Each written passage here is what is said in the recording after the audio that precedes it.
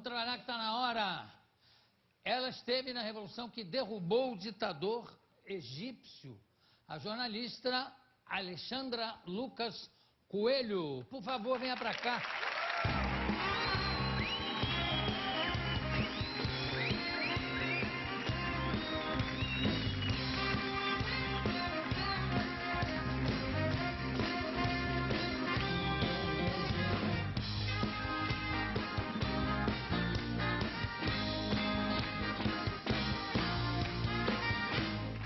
A Alexandra está lançando aqui o livro Tahrir, é assim que se diz? Tahrir. Tahrir, Os Dias da Revolução no Egito, pela editora... Língua Geral. Língua Geral.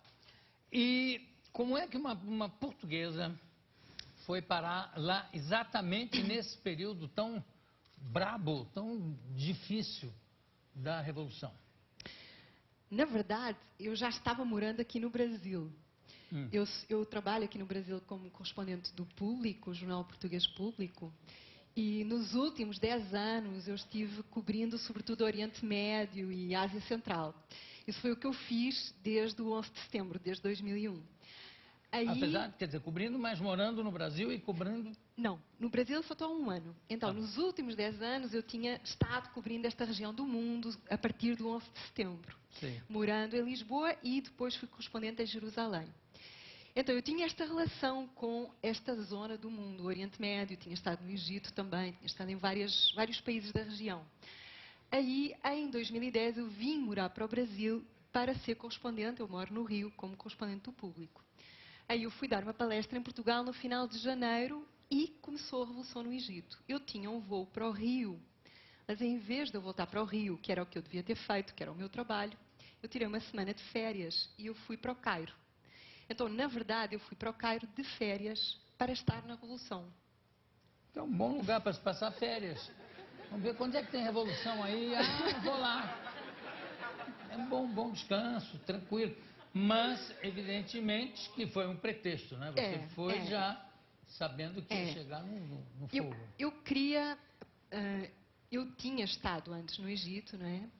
E eu queria ver com os meus olhos o que era aquilo, o que é que estava a acontecer na Praça Tahrir. Então, quando eu cheguei na Praça Tahrir, a revolução já estava a acontecer.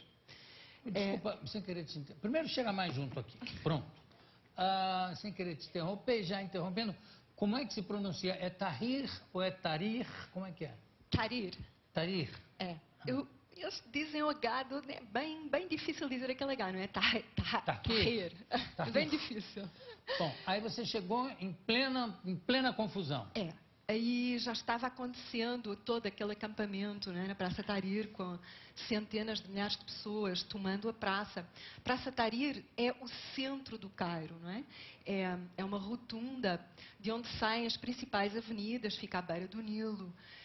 Onde está o Museu Egípcio, aquele museu que tem o tesouro do Tutankhamon. É o centro simbólico do Cairo. Então, tomar a Praça Tahrir significava tomar o coração do Cairo. Sim.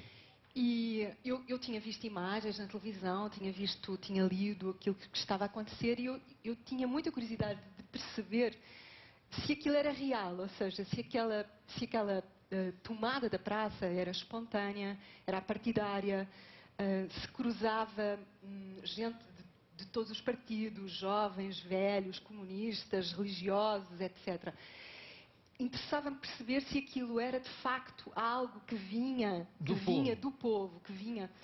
E foi isso que me levou a ir, ou seja, perceber se aquilo era de facto real. E era real. E era real, foi isso que eu senti, que é...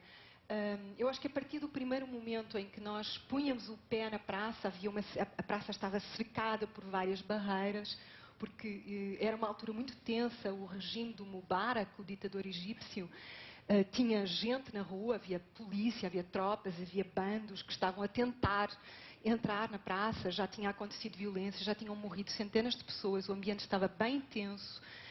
E então, os manifestantes, os organizadores da Revolução, eles tinham vários controles à entrada da praça para tentar justamente que não entrassem esses bandos, enfim, que que a praça não fosse agredida como já tinha sido agredida nos dias anteriores. E você já lá na praça? Então, aí eu entrei e eu fiquei dormindo bem assim, o meu quarto era em cima da praça, fiquei dormindo no quarto de uma amiga jornalista que me deu ali uma carona no quarto dela.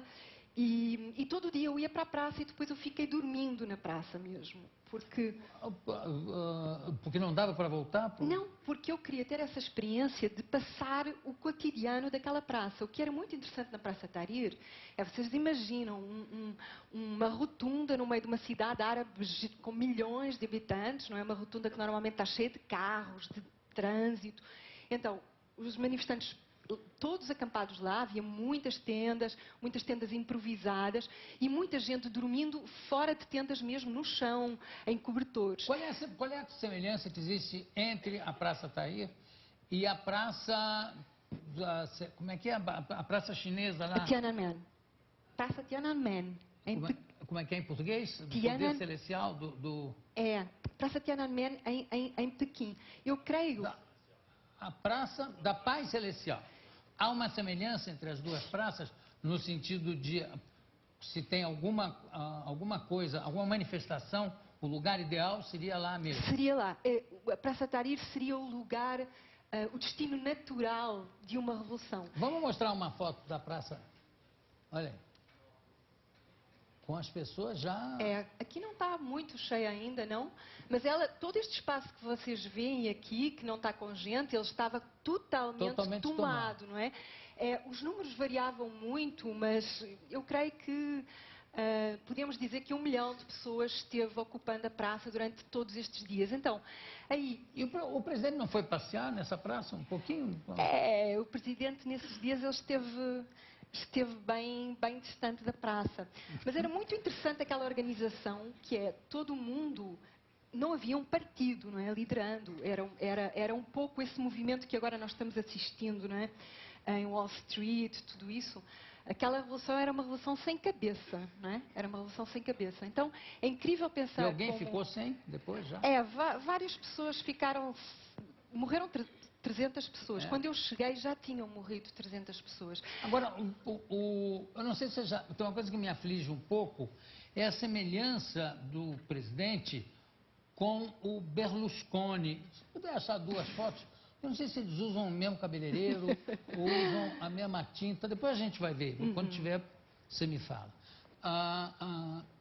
Aí você está na praça, quando você chega já morreram 300 pessoas. Estava bem tenso. E aí era incrível ver a organização daquela praça, porque havia gente trazendo cobertores, havia gente trazendo remédios, havia gente trazendo comida, havia gente levando lixo, limpando. E se vocês pensarem que são centenas de milhares de pessoas que de repente, num país sem qualquer experiência de democracia, estamos a falar de uma ditadura com 30 anos, e muitas das pessoas que ali estavam eram bem jovens, não têm qualquer experiência, não tinham até aquele ponto qualquer experiência de vida democrática, de falar abertamente, de levantar a cabeça. Então, foi mesmo um momento de levantar a cabeça e de perder o medo. E isso era muito evidente, mal se entrava na praça. Eu acho que não restava qualquer dúvida de como aquilo era real. Porque você tinha os comunistas, tinha os religiosos, tinha os artistas, a gente do teatro, você tinha crianças, tinha famílias, você tinha médicos, todo mundo, gente que tem ideias certamente bem diferentes sobre... Mas uma ideia comum. Juntos. E você passou quantos dias dormindo na praça? Não, dormindo, eu fiquei 24 horas dormindo. Todos os dias eu fui à praça, mas dormindo mesmo a noite inteira eu fiquei só uma noite. Uma noite. Deixa eu mostrar as fotos dos dois presidentes. Aqui caso, é você. Aqui sou eu com Olha lá. Estes são atores e cantores. A moça de lenço vermelho é uma cantora. Aquele jovem que tinha uma história linda de amor que ele me ficou contando a noite inteira e recitando Hamlet, Shakespeare. Uma experiência incrível, porque de repente nós estávamos... Ele recitou em árabe e depois traduziu para inglês. Nós estávamos conversando. Não, umas palavras só assim, do tempo em que eu estive vivendo no Oriente Médio. Mas nós estávamos ali deitados em cobertores, não é? Ou seja, eles estendiam umas esteiras e uns cobertores e nós ficávamos ali. Fazia frio à noite. Durante o dia estava muito quente, mas à noite era bem É uma frio. característica, inclusive, da cidade do Cairo, né? Que faz um calor louco durante o... Durante o dia era começo de fevereiro, então estava bem frio à noite. Mas era incrível aquele momento em que a cidade começava a anoitecer e você ouvia aqueles muezzins, não é? O chamamento da oração à volta da praça, aí você tinha o Nilo à beira da praça e começava a praça a anoitecer, todo mundo trazendo cobertores, trazendo comida, todo o ritual ao longo da noite. Você comeu lá? Eu comi lá. O que Pão, se comia? aqueles queijinhos de triângulo. Aqui, não sei se aqui no Brasil tem aqueles queijinhos, as caixas que têm os queijinhos de triângulo, que você vê muito isso no Oriente Médio. Comeu quantas caixas de queijinho? Eu não comi uma caixa, eu acho que eu comi uns queijinhos, pão, suco, chá, o que é que tinha muito mais? Acho chá, que foi né? isso, muito chá, sim. Inclusive, mesmo no verão, lá você aquece o corpo, não é que você... Então, toma chá quente, usa aquelas roupas todas, mas como com aquele calor? É exatamente para subir a temperatura do corpo e não ficar um contraste muito grande com a temperatura ambiente de 50 graus, né? Exato. Agora, deixa eu ver, você conseguiu as fotos dos dois presidentes? Olha só. Olha só. Eles usam o mesmo tipo de tinta no cabelo, não é? É impressionante. E o mesmo sorriso, olha aí.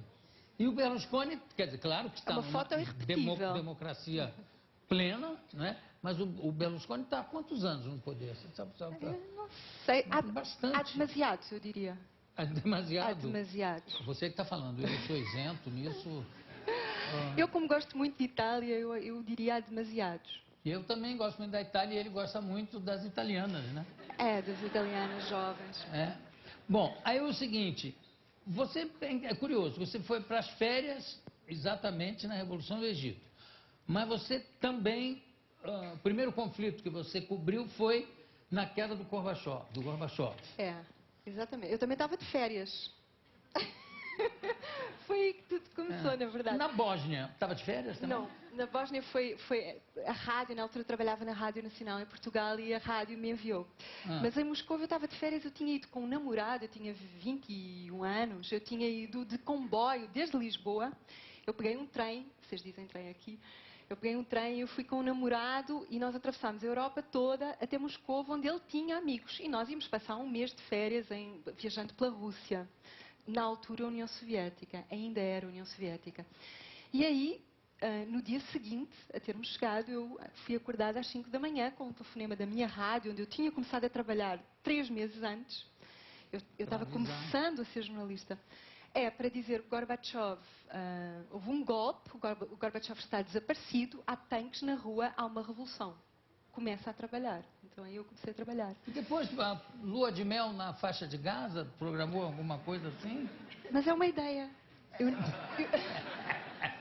Não é uma ideia. É verdade, eu passaria bem em casa do meu amigo Ayman, um grande tradutor, meu amigo em casa de quem eu fiquei muitas vezes em Gaza. Em Gaza nunca estive de férias, embora eu tenha ido a Gaza para escrever o primeiro livro que eu fiz, que tem a ver com o conflito israelo-palestino. Não, porque tem um roteiro aqui, quer dizer, Bósnia, Palestina, Iraque, Afeganistão também. Também.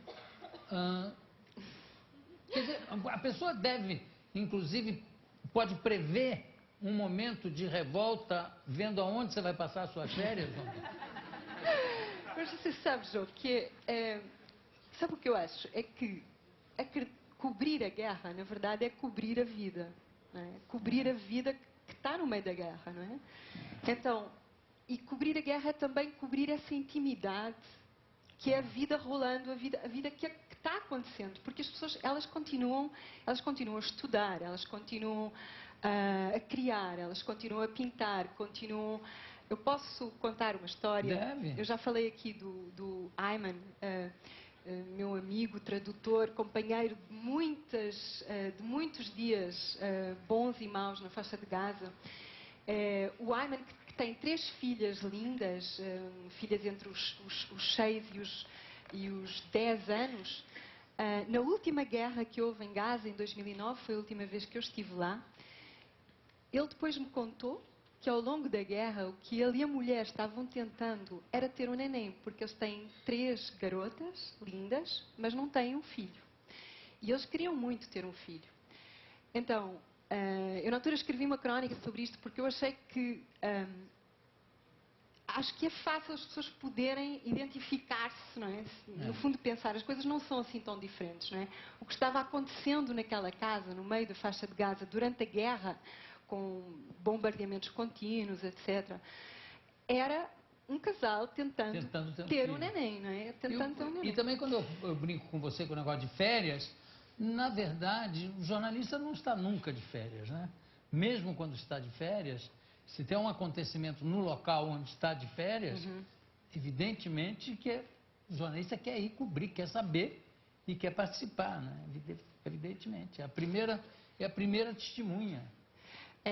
Eu acho que até viajar tornou-se, mesmo de férias, tornou-se diferente para mim a partir do momento em que eu comecei a ser jornalista. Tornou-se um pouco difícil, eu acho que se torna muito viciante, não é? Porque a forma como nós viajamos quando estamos trabalhando é muito diferente quando estamos em férias. Claro. Porque aí nós estamos muito mais voltados para os outros, não é? Nós estamos muito mais atentos. E eu acho que nós conhecemos, de facto, muito melhor um lugar se nós estivermos trabalhando do que se nós estivermos de férias. Então aí fica até complicado viajar sem estar... Eu acho que já é difícil. Eu não sei bem o que é viajar de férias. Já ficou meio... Já passou. Meio difícil. Bom, eu conversei aqui com a Alexandra Lucas Coelho, que está lançando Tahrir, os dias da Revolução no Egito. Parabéns pela sua intuição e disponibilidade, não é? De ir para a praça e ficar na praça em todos esses momentos de crise. Muito obrigado. Daqui a pouco a gente volta. Bravo.